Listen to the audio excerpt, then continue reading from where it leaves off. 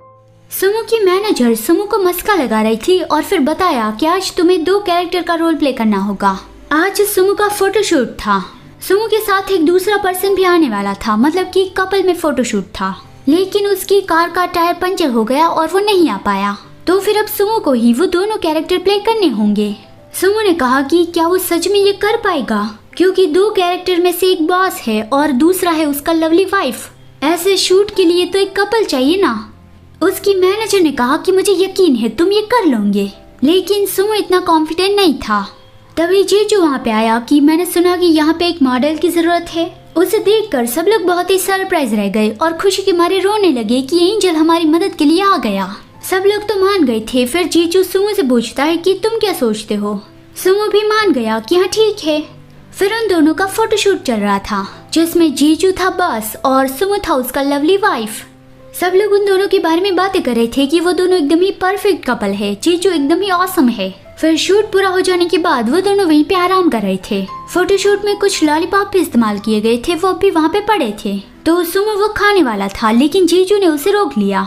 उसके हाथ से लॉलीपॉप ले लिया तो सुमो अपसेट हो गया, लेकिन जीजू ने उसकी फेवरेट मिल्क कैंडी उसे दी। उसमें से गोल्डन फॉइल वाली कैंडी तो लिमिटेड एडिशन होती है, जो ऐसे नहीं मिलती। सुमो वो सारी कैंडीज देख के बहुत ही खुश हो गया कि तुम इसे मेरे लिए लाना अब भी नहीं भूले। उस वक्त तो हम ये कैंडीज अफोर्ड भी नहीं कर पाते थे।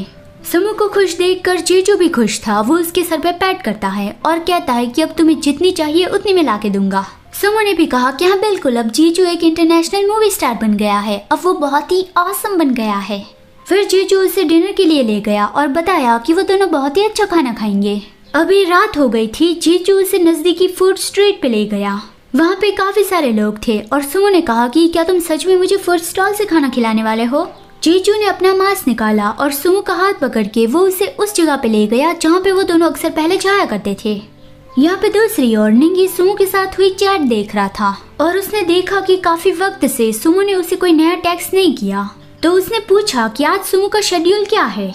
लीरन ने बताया कि आज उसका एक स्टूडियो में मैगजीन शूटिंग है।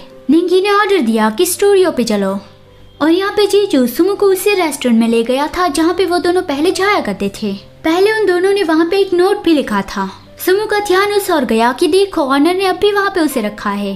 3 साल पहले इसी जगह पे सुमो बहुत ही उदास था और रो रहा था क्योंकि जीजू अब्रॉड जाने वाला था। सुमो रो रहा था कि क्या तुम अब मुझे यहाँ पे अकेला छोड़ के चले जाओगे, अब मैं तुम्हारा अपना नहीं हूँ। जीजू उसके आंसू वाइप करता है कि नहीं, मैं तुम्हें अकेला छोड़कर नहीं जाऊंगा। सुमो रोते हुए कि लेकिन जर्मनी बहुत ज्यादा दूर है, क्या तुम वहाँ पे ही रहोगे। लेकिन जीजू ने कहा कि मैं सक्सेसफुल बन के वापस आऊंगा और तुम्हें एक बेहतर लाइफ दूंगा। सुमो कहता है कि तो फिर क्या तुम मुझे बहुत सारी मिल्क कैंडीज खरीद के दोगे। जीजू ने कहा कि हाँ, तुम्हें फिर जो चाहिए वो सब कुछ मिलेगा। शाओमू, मैं कड़ी मेहनत करूंगा और जल्दी ही तुम्हारे पास वापस आ जाऊंगा।